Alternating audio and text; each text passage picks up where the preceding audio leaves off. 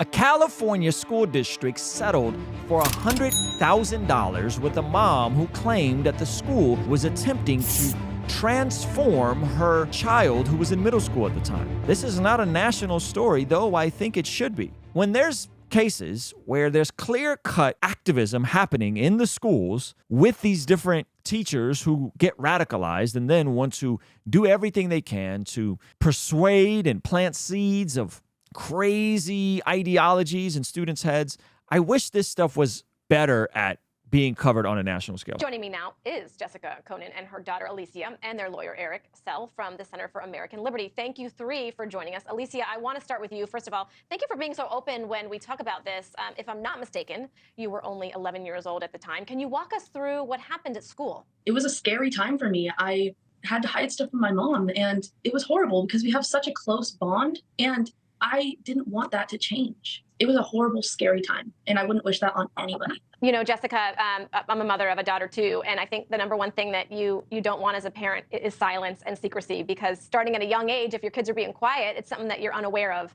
What was that like for you at that time, and were the counselors who were talking to Alicia also talking to you? Well, for me, it was more so a triggering time because, like she said, our relationship has always been really close. And when you start noticing such a dramatic change, and even with her emotional status, you know, a lot of things change really rapidly, and it makes you really concerned as a parent.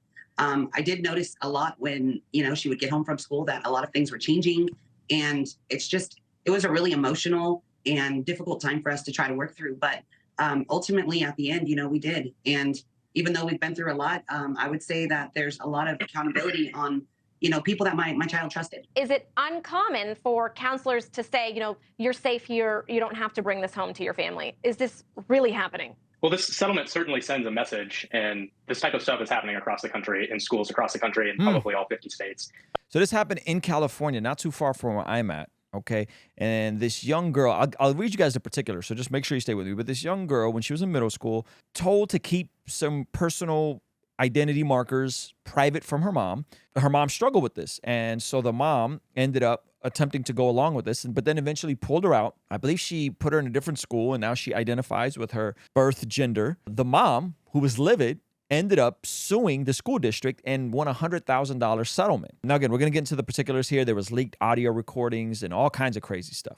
And it's tragic. It's horrific. Schools are encouraging kids to keep secrets from their parents. Schools shouldn't be doing that. Schools should be fostering a relationship between students and their parents and encouraging students to have strong family bonds. But instead, they're encouraging kids to keep secrets. And it's all rooted in policy. It's all rooted in policy that says that teachers are required to keep this stuff secret from parents unless the child tells them otherwise. But we all know that this is just a vehicle for ideology to infect our public schools. So we're hopeful that this settlement sends a message loud and clear to these school districts across the country that if you socially transition a child in secret, there's a good chance you're going to get sued, and there's a good chance you're going to have to pay a lot of money because of it. Come on. You know, Jessica, sue the lights off them, please.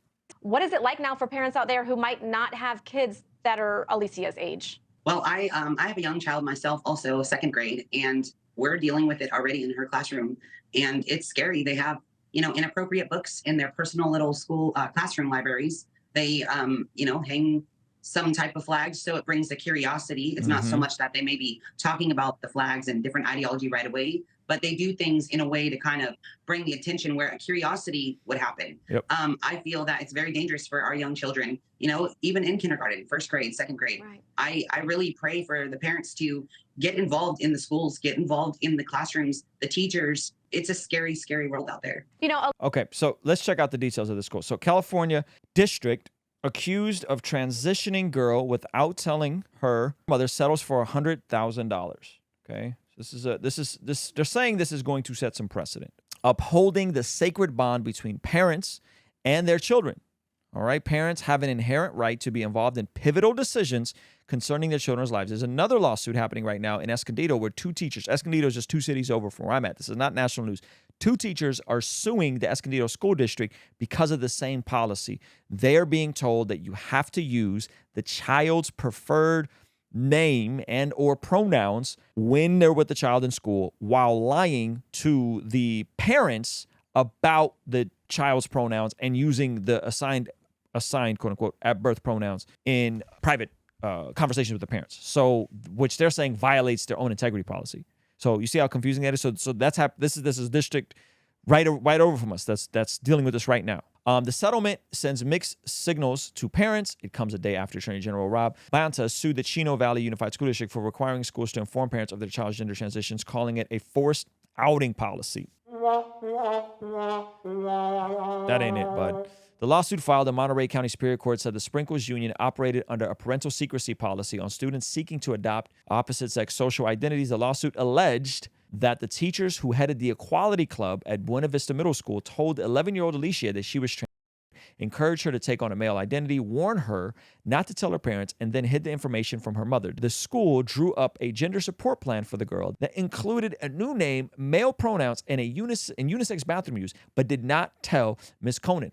During the pandemic, however, Alicia switched to an all-remote learning and began to return to her original self. The lawsuit said afterwards she attended high school in a different school district using her real name and female pronouns. If you choose to fight for your children, then they will fight and take your children, Ms. Conan said. Because there's a thing here in California where they could potentially call CPS if you don't adhere to said pronouns, right? Preferred pronouns. Now, they're saying that there was an independent study done or independent investigation done of the teachers that found him innocent. Here is how this all came to be. So this was the original kind of whistleblowing of the story that was done way back when, okay?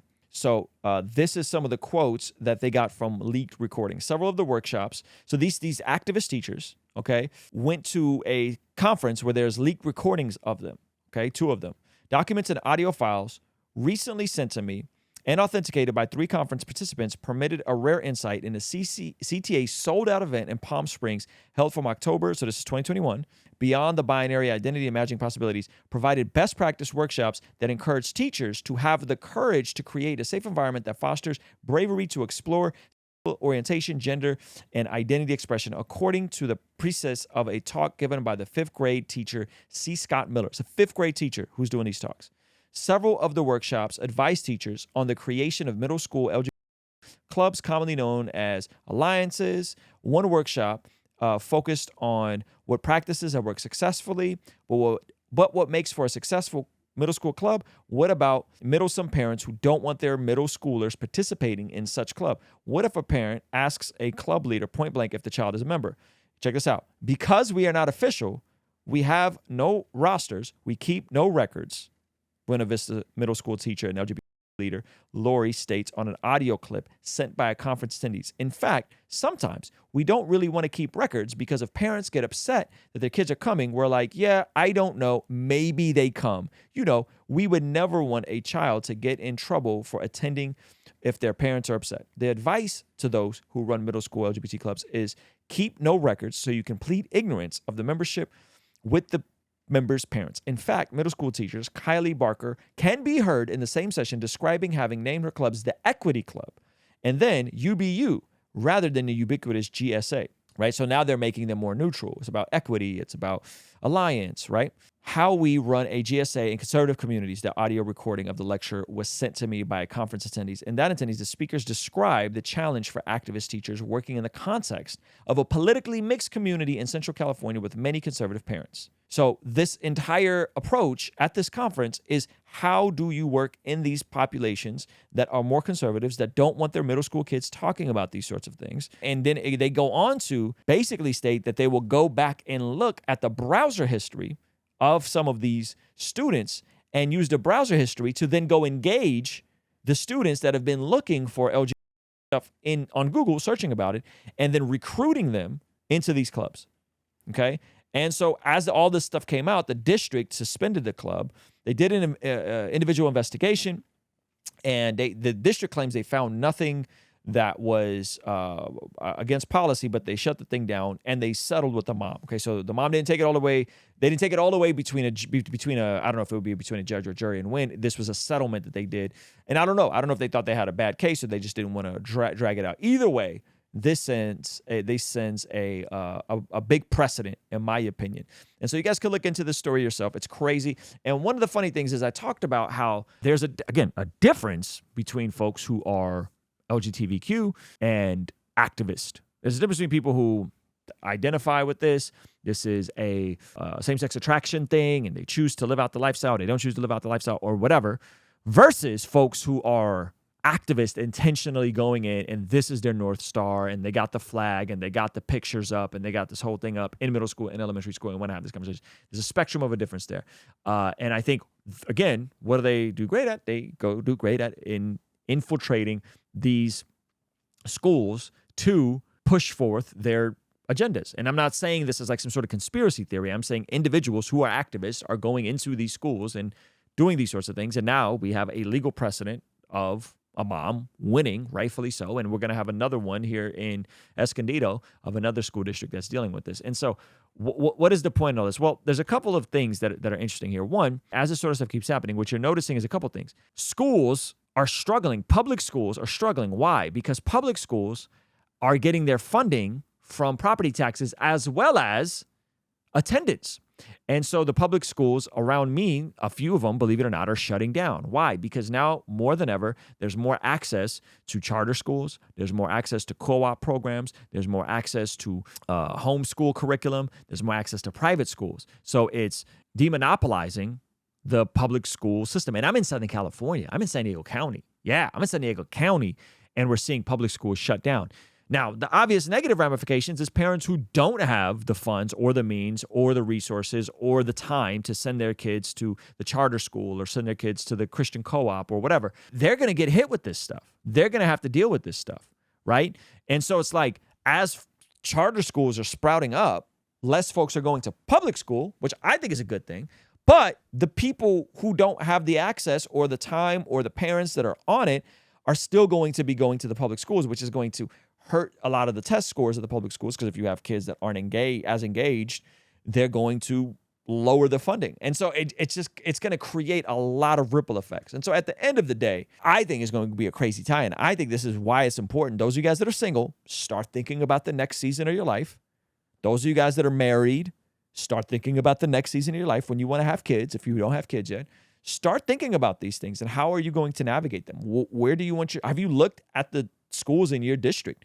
Have you examined the public schools? Have you examined the private schools? Have you examined how much you'd have to make to send your kids to private school? Have you examined how much one person would have to make if the other person decides to stay home and homeschool? All of these different things play a factor into it, right? All of these different things play a factor in it. And so I think there's been too many Christians for too long that have just kind of threw their hands up and let the state do the discipling of their children. And we're seeing this stuff, right? We're seeing this stuff in terms of how this affects kids. We're seeing this stuff in terms of how this affects communities, how these ideologies are hurting people. I mean, this poor girl was a couple clicks away from potentially starting hormone replacement therapy, right? She was identifying as a boy. Like, who knows the consequences of that on her body, right? And what that looks like. And now you have pretty major institutions saying, especially in Europe, saying, hey, we got to slow down with this stuff and do some more studies to see what the ramifications are ultimately on these children if they walk through these treatments, right? So I just think there's so many layers to it. And it seems like people are waking up and pushing back and having hard conversations. But, you don't really know. It's hard to get a gauge of this stuff. We see, according to the Bible, that prayer is extremely important in terms of us being transformed from the inside out when we get aligned with God's will. For the Christians watching this channel, I want you guys to implement these spiritual disciplines in your day-to-day life. And the only way I've been able to do this consistently is through writing down my prayers in a prayer journal that does a few things. One, it allows me to reflect and come to God humbly and ask Him to move on my behalf. And two, it allows me to document my prayers, which ultimately help me remember the very things that I was praying for and see the hand of God tangibly in my life when He answers them. So I would urge you, consider writing down your prayers. It could be in a blank notebook. It could even be on your phone. Or you could check out the one I personally designed and used for my own quiet time and spiritual discipline that I think will be a huge blessing. It's the exact structure and system that I've used for years to pray and be more consistent in my spiritual disciplines. You can pick yours up today by clicking the link in the pinned comment below. All right, I'll see you over there. Peace.